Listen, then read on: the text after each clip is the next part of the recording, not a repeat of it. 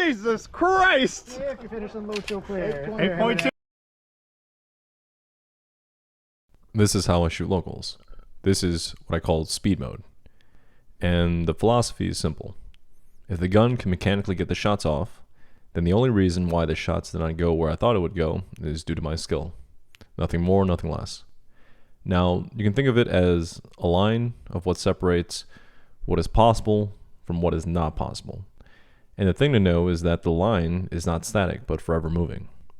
As our sport evolves, as people get better and faster, the line can only move in a direction to shrink the realm of what is impossible. That space keeps getting smaller as we just understand more.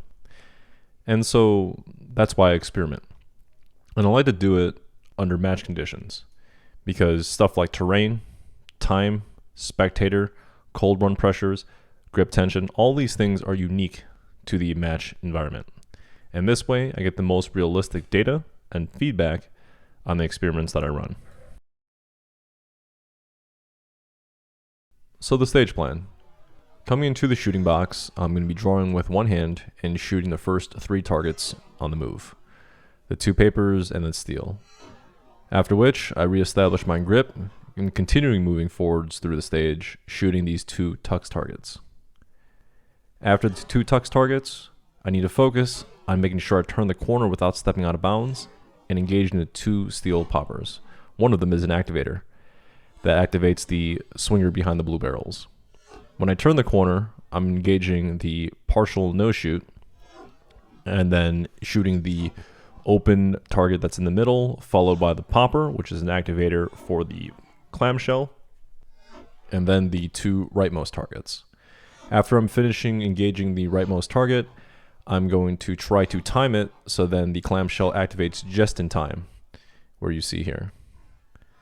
And then hopefully, if all things align properly, the swinger will reveal itself, allowing me to take 2 shots, followed by a finish on the open target to the left.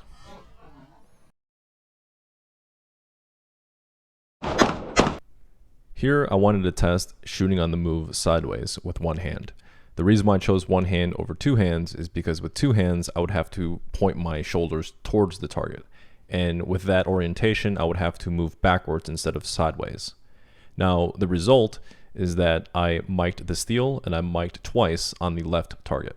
Both the mics on the left target were in the hardcover. I think this was primarily caused by, not ever doing this before, and I think I had too much tension in my shooting hand, which caused the gun to dip down. The next thing I wanted to test was my accuracy coming from a one-handed sequence to a two-handed sequence. And what made this particularly tricky is that I was changing from a sideways movement to a forwards movement. So this incorporated a shoulder rotation as well. And what ended up happening on these 2 tux targets is that it was a double mic into an alpha mic. The next part of the stage is perhaps the hardest to execute. It required hitting 2 poppers followed by no shoot. What made it difficult was that it was shooting on the move while going around a corner, and the fault lines were pretty tight. I experimented with stepping over the corner, but during the walkthrough I found my right foot constantly being out of bounds. So through some trial and error, I determined it was the most consistent and efficient just to toe the line. And I ended up hitting both the poppers, followed by a Charlie mic on the partial.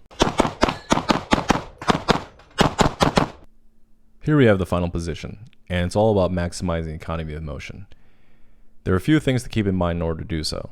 One is minimizing downtime, so that's knowing how many shots you can get off after you hit an activator. In this case, hitting this popper, I know I have about 4 to 5 shots of time to use.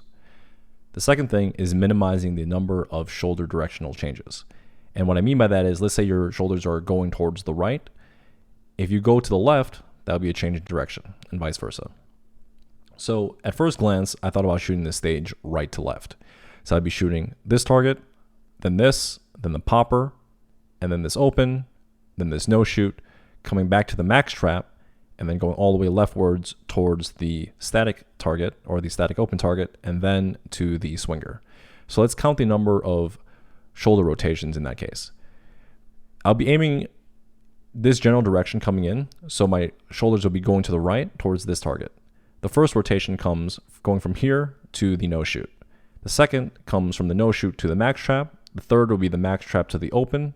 And then the final fourth one will be from the open to the swinger. How can we minimize this number? Well, if we take this no shoot on the move coming into this position, then as we're sweeping right with our shoulders, we can get this open target followed by this popper. And we know that after we hit this popper, we have 4 available shots that we can take. Luckily, this stage had 2 targets. So 2 targets equals 4 shots. And then so I'll be shooting 1, 2, 3, 4. And this will be the first transition, first shoulder rotation from this target to the max trap. So again, popper, 1, 2, 3, 4, max trap. And now my shoulders are going towards the left.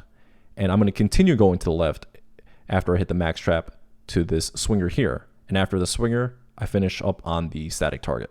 Now let's count the number of shoulder rotations with this strategy. Coming in here, we're going right, and then it'll be 1 after leaving this target to this max trap, and then continuing leftwards. So there's really only 1 shoulder rotation in that case. So we minimize the number from 4 to 1 while still minimizing the time that we spent, or minimizing downtime, right? Because we essentially have no downtime at all. We took 4 shots after this popper was hit, and we minimized the amount of downtime for the swinger pass. And so that's how I attacked this last position. Thank you for watching. Hope it was entertaining, and have a nice day.